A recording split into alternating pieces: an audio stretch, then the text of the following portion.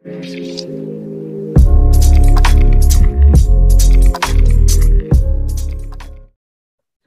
hi children, all of you once again good evening. Welcome to Mega Teacher YouTube channel. ఇక్కడ మనం ఈరోజు day 4 అంటే 3 classes చెప్పుకున్నాం. Part 4 salts గురించి నేర్చుకుందాం. ఇంకా ఎవరైనా ఛానల్ని సబ్స్క్రైబ్ చేయకపోయింటే సబ్స్క్రైబ్ చేయండి, మీ ఫ్రెండ్స్కి అలాగే షేర్ చేయండి. ఓకే, మనం ఇక్కడ యాసిడ్స్ అండ్ బేసెస్ని 3 పార్ట్స్గా డివైడ్ చేసుకున్నాము. In the first part we discussed about the acids, bases, acids and bases, reaction with metals, reaction with carbonates, neutralization. Okay, తర్వాత what do acids have in common? H plus ions produce చేస్తాయని. What do bases have in common? OH minus ions ఉంటాయని. Strength of acids and base, strong acid, strong base, weak acid, weak base, ఇవన్నీ కూడా మనం ఇక్కడ నేర్చుకున్నాం. అలాగే pH scale గురించి కూడా మనం నేర్చుకున్నాం. pH స్కేల్లో 14 0 to 7 యాసిడ్స్ అని చెప్పుకున్నాము. అలాగే 7 to 14 బేసెస్ అని చెప్పుకున్నాము. Tooth decay, digestive system, soil testing, వీటన్నిటిని గురించి మనము నేర్చుకున్నాం. సో ఇప్పుడు మనం ఇక్కడ ఫ్యామిలీ ఆఫ్ సాల్ట్స్, ఇప్పుడు ఈ టాపిక్ నేర్చుకోవాలి మనము. ఇంకా మిగిలి ఉండేది చాలా స్మాల్ టాపిక్ ఇది. సో ఈ పటంలో కనబడుతున్నటువంటి ఈ images lemon, vinegar,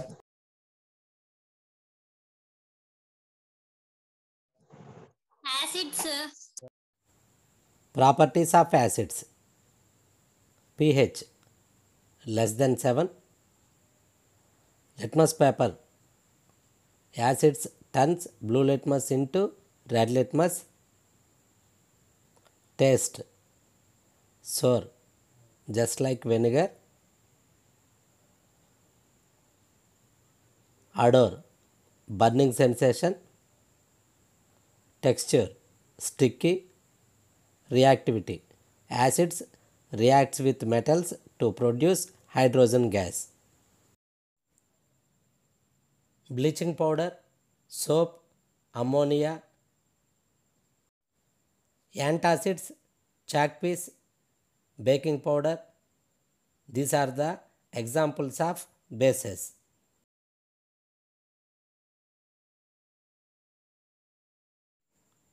Properties of bases: pH value greater than 7, bases turns red litmus paper to blue litmus paper, taste bitter or soapy, example baking soda, odor no odor, texture slippery, reactivity bases reacts with several fats and oils, bases react with metals and produces hydrogen gas. Just learn this table to identify acids and bases easily.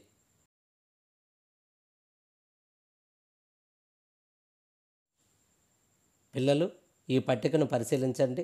ఈ పట్టికలో కొన్ని acids, bases ఇవ్వడం జరిగినది. అవి red litmus, blue litmus, ఫినాప్థలిన్ మరియు methyl orange ఇండికేటర్స్లో colours ఏ విధంగా change అవుతాయో మనం ఇప్పుడు గమనిద్దాం. మన ప్రయోగశాలలో వీటన్నిటినీ తీసుకుని రెడ్ లిట్మస్, బ్లూ లిట్మస్, ఫినాప్థలిన్ మరియు మిథైల్ ఆరెంజ్ ఇండికేటర్లతో టెస్ట్ చేసినట్లయితే మనకు రిజల్ట్స్, వాటి యొక్క కలర్స్ ఏ విధంగా వస్తాయో ఇప్పుడు చూద్దాం. ఒక రెడ్ లిట్మస్ పేపర్ను హెచ్సిఎల్లో ముంచినట్లయితే కలర్ చేంజ్ అవ్వదు. అలాగే బ్లూ లిట్మస్ పేపర్ను హెచ్సిఎల్లో ముంచితే రెడ్ కలర్కి చేంజ్ అవుతుంది. ఫినాప్థలిన్ ఇండికేటర్ను హెచ్సిఎల్లో వేస్తే కలర్లెస్, అలాగే మిథైల్ ఆరెంజ్ ఇండికేటర్ వేస్తే రెడ్ కలర్కు చేంజ్ అవుతుంది. ఇదే విధంగా H2SO4, HNO3 అండ్ CH3COOHకు కూడా ఇదే రకమైన మార్పులు వస్తాయి. ఇప్పుడు NaOHకు చూద్దాం. NaOH రెడ్ లిట్మస్ను బ్లూ లిట్మస్గా చేంజ్ అవుతుంది.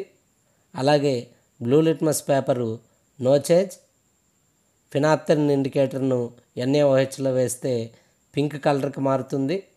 అలాగే మిథైల్ ఆరెంజ్ను NaOHకు యాడ్ చేసినట్టయితే ఎల్లో కలర్ వస్తుంది. అలాగే KOH, MgOH ట్వైస్, NH4OH మరియు CaOH ట్వైస్కు కూడా ఇదే రకమైనటువంటి మార్పులను మీరు గమనించవచ్చు. Neutralisation reaction. సో న్యూట్రలైజేషన్ రియాక్షన్లో మనకు the reaction of an acid with a base to give a salt and water is noun as neutralisation reaction. In general a neutralization reaction can be written as follows: acid plus base gives rise to salt plus water. Okay, so ఇదంతా మనం ఇప్పుడు ఎందుకు చెప్పుకున్నామంటే acids గురించి నేర్చుకున్నాము, basis గురించి నేర్చుకున్నాము, acids property నేర్చుకున్నాము, అదేవిధంగా బేసిస్ ప్రాపర్టీస్ గురించి నేర్చుకున్నాం. ఇక్కడ న్యూట్రలైజేషన్లో acid plus base gives rise to salt plus water అంటే మనం ఇక్కడ ఇప్పటి వరకు యాసిడ్స్ గురించి డిస్కస్ చేసాము, బేసిస్ గురించి డిస్కస్ చేసాము. ఇప్పుడు మనము సాల్ట్స్, ఇప్పుడు మనం నేర్చుకోబోయేది సాల్ట్స్ గురించి చెప్పుకోవాలి. సో సాల్ట్ అంటానే మీకు గుర్తొచ్చేది ఏదమ్మా? సాల్ట్ అంటానే మన ఇంట్లో వంటలు వండడానికి ఉపయోగించేటటువంటి సాల్ట్, దాన్నే మనము సాల్ట్ అంటాం. ఏ సాల్ట్ తీసుకురా అంటాం, సాల్ట్ తక్కువైందంటాం, ఉప్పు తక్కువైందంటాం కూరల్లో. ఈ విధంగా సో ఇది మనం ఆల్రెడీ ముందు నేర్చుకునింది. యాసిడ్, బేసు, మధ్యలో మనకు న్యూట్రల్ ఉంటుంది. 0 to 7 యాసిడ్, 7 న్యూట్రల్, 7 to 14 అనేది బేస్ వస్తుంది. జస్ట్ ఈ డయాగ్రామ్ చూడండి ఒకసారి. సో వీటినే మనము ఉప్పు కాయలు అంటాము. బే ఆఫ్ బెంగాల్ మనకు ఈస్ట్ ఉంది. సో ఎక్కువగా ఉప్పు కాయలు ఉన్నటువంటిది ఇటు మనకు బే ఆఫ్ బెంగాల్లో ఉన్నాయి. వెస్ట్రన్ సైడ్లో అంతగా ఉండవు. సో వీటిని ఉప్పుకాయలు అంటారు. సముద్రం నుంచి నీటిని ఇలా తీసుకొస్తాం, పొలాల్లోకి తీసుకొచ్చి కొన్ని రోజులు అలా ఉంచేస్తే ఇవేమవుతాయంటే జస్ట్ ఎవాపరేట్ అయిపోతాయి. ఈ వాటర్ అంతా ఎవాపరేట్ అయిపోయి మనకు క్రిస్టల్స్ అనేటివి ఈ విధంగా క్రిస్టల్స్ ఫామ్ అవుతాయి. సో ఈ విధంగా సాల్ట్ అనే దాని మీదే మనకు ఒక పోరాటం కూడా జరిగింది. ఈ డయాగ్రామ్ చూడండి. సో ఇక్కడ ఈ ఫోటోలో ఉన్నటువంటి ఆయన్ని మీరు గుర్తుపట్టారా? ఎస్, ఎవరు అతను? Mahatma Gandhi. Salt, a symbol of freedom struggle. You know common salt as a substance which enhance to taste of food. It also has played a remarkable role in motivation the people towards freedom struggle. British వాళ్ళ కాలంలో salt మీద మనకు పన్ను వేయడం జరిగింది. Salt, మనం పండించే సాల్ట్కి మనం పన్ను కట్టడం ఏమిటని ఇది దండి నుంచి ఒక పెద్ద ఉద్యమం తయారయ్యి భారతదేశంలో ఉన్నటువంటి ప్రజలను అందరినీ కూడా ఒక తాటి మీదకి తేగలిగింది. అంటే అందరినీ ఒక యూనిటీగా చేసి అక్కడి నుంచే ఉద్యమము మొదలైందని చెప్పుకోవచ్చు. సో ఈ విధంగా salt Satyagraha, the struggle of freedom of India. So ఇప్పుడు మీకు నేను కొన్ని సాల్ట్స్ చెప్తానమ్మా. ఇక్కడ మీకు కొన్ని సాల్ట్స్ చెప్తాను. ఈ సాల్ట్స్లో చూడండి, right the formulas of the following salt: potassium sulphate K2SO4, sodium sulphate Na2SO4, calcium sulphate Ca2SO4, magnesium sulphate MgSO4, copper sulphate CuSO4, sodium chloride NaCl, sodium nitrate NaNO3, sodium carbonate Na2CO3 and ammonium chloride NH4Cl. ఇక్కడ ఉన్నటువంటి వీటన్నిటికి కూడా మీరు names రాయండి అమ్మా. దీంట్లో మనకు చూసినట్టయితే ఇక్కడ ఏది ఏ ఫ్యామిలీకి చెందింది అనేది మనం ఇక్కడ డిసైడ్ చేయొచ్చు. Salts having the same positive or negative radicals belong to family. అంటే మేమంతా ఒక ఫ్యామిలీ అంటాం. సపోజ్ ఒక పెళ్ళికి వెళ్ళామంటే మాదంతా ఒక ఫ్యామిలీ అంటే మన వాళ్ళంతా ఒక దగ్గరికి అయిపోతాం. అదేవిధంగా ఇక్కడ సపోజ్ ఇప్పుడు మనం NaCl, Na2SO4 అబ్జర్వ్ చేసినట్టయితే వీటి రెండిట్లో Na ఉంది. కాబట్టి these two are sodium family. వీటిని ఏమని చెప్పుకోవచ్చు? Sodium family. అదేవిధంగా ఇప్పుడు NaCl, KCl చూసాం. వీటి రెండిట్లో ఏది కామన్ ఉంది? రెండిట్లో కూడా మనకు Cl అనేది కామన్గా ఉంది. కాబట్టి దీన్ని క్లోరిన్ ఫ్యామిలీ అని చెప్పుకుంటాం. దీన్ని ఏమని చెప్తాము? క్లోరిన్ ఫ్యామిలీ అని చెప్తాం.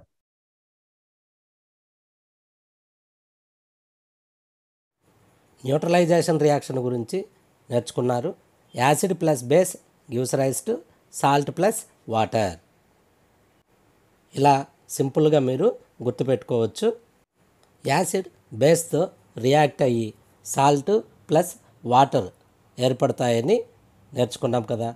మరి డిఫరెంట్ టైప్స్ ఆఫ్ సాల్ట్స్ గురించి చూద్దాం. Sodium carbonate decahydrate Na2CO3 10H2O. ఇక్కడ 10H2O అంటే దీంట్లో 10 మాలిక్యూల్స్ ఆఫ్ వాటర్ ఉందని అర్థం. Ferrous sulphate heptahydrate FeSO4 7H2O. Zinc sulphate heptahydrate ZnSO4 7H2O. Magnesium sulphate heptahydrate MgSO4 7H2O. Potash alum K2SO4 Al2SO4 thrice 24H2O.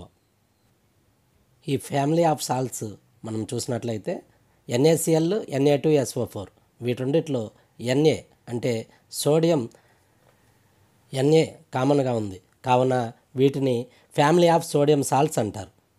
ఇక్కడ NaClలో Na plus cation, Na2SO4లో Na plus cation, వీటి రెండింటిని కూడా Na ఉంది కాబట్టి వీటిని ఫ్యామిలీ ఆఫ్ సోడియం సాల్ట్స్ అంటాం. అలాగే NaCl మరియు KCl చూసినట్లయితే వీటి రెండిట్లో Cl minus ion chloride ion ఉంది కాబట్టి వీటిని ఫ్యామిలీ ఆఫ్ క్లోరైడ్ సాల్ట్స్ అంటాము. యాసిడ్ ప్లస్ బేస్ కలిసి సాల్ట్ ప్లస్ వాటర్ ఏర్పడుతుందని నేర్చుకున్నాం కదా. ఇప్పుడు ఈ యాసిడ్స్ మరియు బేసెస్ ఏవి కలిస్తే మనకు ఎటువంటి సాల్ట్స్ ఏర్పడతాయో చూద్దాం. ఉదాహరణకు ఒక స్ట్రాంగ్ యాసిడ్, ఒక వీక్ బేస్ తీసుకుందాం. స్ట్రాంగ్ యాసిడ్గా HClను, వీక్ బేస్గా NH4Cl తీసుకుందాం. ఇవి రెండు చర్య జరిపి మనకు NH4Cl అనేది ఏర్పడుతుంది. ఇక్కడ దీని యొక్క pH 7 కంటే తక్కువ ఉంటుంది. ఎందుకంటే ఇక్కడ యాసిడ్ అనేది స్ట్రాంగ్ యాసిడ్ కాబట్టి మనకు ఏర్పడేటువంటి సాల్ట్ కూడా యాసిడ్ లక్షణాన్ని కలిగి ఉంటుంది. యాసిడ్ యొక్క అయనైజేషన్ రేటు ఎక్కువ, స్ట్రాంగ్ యాసిడ్ అన్నాం కాబట్టి దాని యొక్క అయనైజేషన్ రేటు ఎక్కువ. అదే వీక్ బేస్ యొక్క అయనైజేషన్ రేటు తక్కువ కాబట్టి మనకు ఏర్పడేటటువంటి సాల్ట్ ఎసిడిక్ నేచర్ అంటే pH <7 ఉంటుంది. స్ట్రాంగ్ యాసిడ్ మరియు వీక్ బేస్లో స్ట్రాంగ్ యాసిడ్ అంటే H+ అయాన్లు ఎక్కువ ఉంటాయి, OH- అయాన్లు వీక్ బేస్లో తక్కువ ఉంటాయి కాబట్టి ఇక్కడ H+ అయాన్లు మిగిలిపోతాయి. అందువల్ల ఏర్పడినటువంటి సాల్ట్ ఎసిడిక్ నేచర్ కలిగి ఉంటుంది. వీటినే ఎసిడిక్ సాల్ట్స్ అంటాం. Second one weak acid plus strong base. Week acid మరియు స్ట్రాంగ్ బేస్ రియాక్ట్ అయితే ఏం జరుగుతుందో చూద్దాం. వీక్ యాసిడ్ అంటే దీంట్లో H+ అయాన్లు తక్కువ ఉంటాయి, ప్లస్ స్ట్రాంగ్ బేస్ OH- అయాన్లు ఎక్కువ ఉన్నటువంటి ఇవి రెండు రియాక్షన్ జరిగినప్పుడు సాల్ట్ ప్లస్ వాటర్ ఏర్పడతాయి.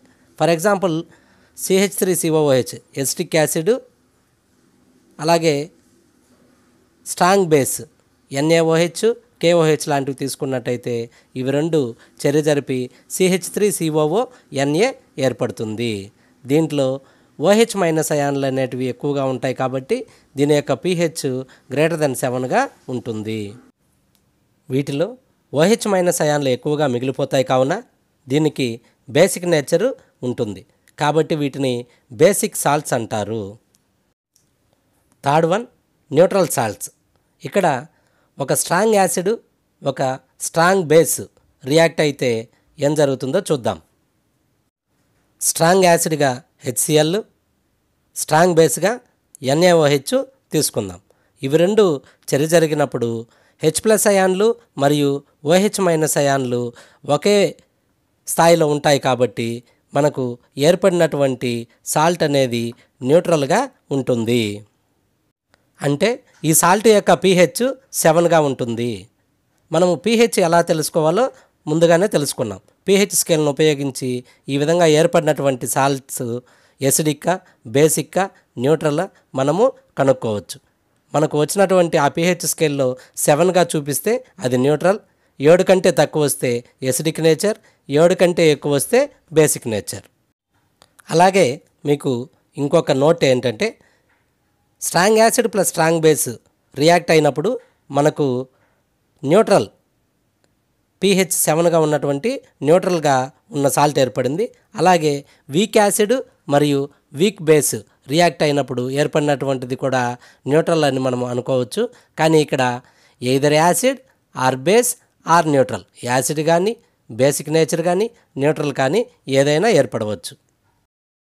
ఉప్పు సముద్రం నుంచి ఎలా తయారు చేస్తారో ముందుగా చెప్పాను కదా. ఇక్కడ చూడండి, common salt, chemicals from common salt. Common salt నుంచి మనకు ఏ ఏ కెమికల్స్ వస్తాయో చూద్దాం. కామన్ సాల్ట్, దీని యొక్క formula NaCl. Sea water contains many salts dissolved in it.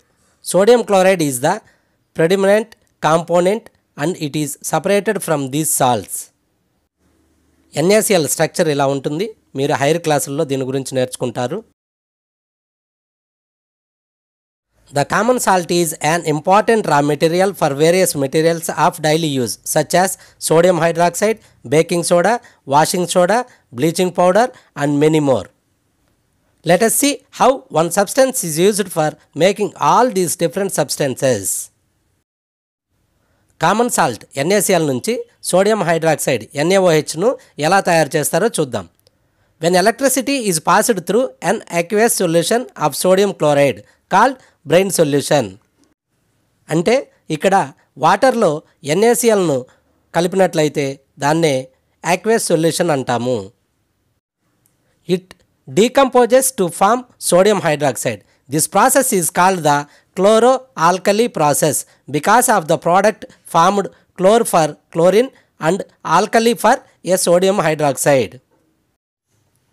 ఈ విధంగా ఒక బేకర్ తీసుకుని దీనిలో ఒక యానోడు ఒక క్యాథోడ్ పటంలో చూపిన విధంగా ఏర్పాటు చేసి దీనిలో బ్రెయిన్ సొల్యూషన్ తీసుకుని మనము ఎలక్ట్రిసిటీని గాన పాస్ చేసినట్లయితే NaCl అనేది Na+ మరియు Cl- విడిపోతుంది. విడిపోయి Cl- అనేది యానోడ్ పాజిటివ్ టెర్మినల్ వద్దకు, అలాగే వాటర్లో ఉన్న OH- అయాన్లు క్యాథోడ్ వద్దకు చేరుతాయి. ఈ విధంగా యానోడ్ వద్ద క్లోరిన్ గ్యాసు, క్యాథోడ్ వద్ద హైడ్రోజన్ గ్యాసు మనకు ఏర్పడతాయి. ఈ ప్రాసెస్లో NaOH బేస్ అంటే దీన్ని ఆల్కలీ మరియు క్లోరిన్ కూడా విడుదలైంది కాబట్టి దీన్ని క్లోరో ఆల్కలీ ప్రాసెస్ అని అంటాము. Chlorine gas is given of at the anode and hydrogen gas at the cathode. Sodium hydroxide solution is formed near the cathode. The three products produced in this process are all useful. So figure shows the different uses of these products. Now look at this figure. At cathode, hydrogen gas; at anode, chlorine and NaOH. Uses of NaOH: manufacture of soaps, detergents, manufacture of paper rayon and dyes. Next one, bleaching powder. Formula CaOCl2. దీన్ని ఎలా తయారు చేస్తారంటే CaOH twice లోకి chlorine గ్యాస్ను pass చేసినట్లయితే CaOCl2 bleaching powder ఏర్పడుతూ water కూడా ఏర్పడుతుంది. Uses of bleaching powder. చూడు, బట్టలు ఇలా తెల్లగా రావడానికి, కలర్ పోవడానికి, ఈ కరోనా టైంలో మనం ఎక్కడ చూసినా ఈ విధంగా రోడ్లపై బ్లీచింగ్ చల్లడము, వాటర్ను క్లోరిన్ కలపడం వలన క్రిములు చనిపోతాయి. వీటన్నిటికి కూడా బ్లీచింగ్ పౌడర్ను ఉపయోగిస్తాం. Uses of bleaching powder. It is used for bleaching cotton and linen in the textile industry, for bleaching wood pulp in paper industry and for bleaching washed clothes in laundry. Second one, used as an oxidizing agent in many chemical industries. Used for disinfecting drinking water to make it free of germs. Fourth one, used as reagent in the preparation of chloroform. Baking soda. Formula NaHCO3. NaCl మరియు వాటర్లోకి carbon dioxide CO2 మరియు అమ్మోనియాను పంపినట్లయితే మనకు NaHCO3 baking soda ఏర్పడుతుంది. దీంతో పాటు NH4Cl salt కూడా form అవుతుంది. Chemical reaction NaCl plus H2O plus CO2 plus NH3 gives rise to NH4Cl plus NaHCO3. Baking soda is a mild non-corrosive base. The following reaction takes place when it is heated during cooking. NaHCO3 by heating Na2CO3 plus H2O plus CO2 గా విడిపోతుంది. Uses of baking soda. దీన్ని ముఖ్యంగా bread, cake తయారీలో ఎక్కువగా ఉపయోగిస్తారు. అలాగే ఇంటిలో ఇడ్లీ, దోశ ఇవి చేసేటప్పుడు ఎక్కువగా వాడతాము. అలాగే మటను, చికెను ఇటువంటివి ఉడకనప్పుడు కూడా దీన్ని మనము ఉపయోగిస్తాం. బ్రెడ్ మరియు కేకుల్లో దీన్ని కలపడం వలన స్మూత్ మరియు స్పాంజీ, సాఫ్ట్ అండ్ స్పాంజీగా అవి తయారవుతాయి. Sodium hydrogen carbonate is also an ingredient in antacids being alkaline in neutralize excess of acid in the stomach and provides relief.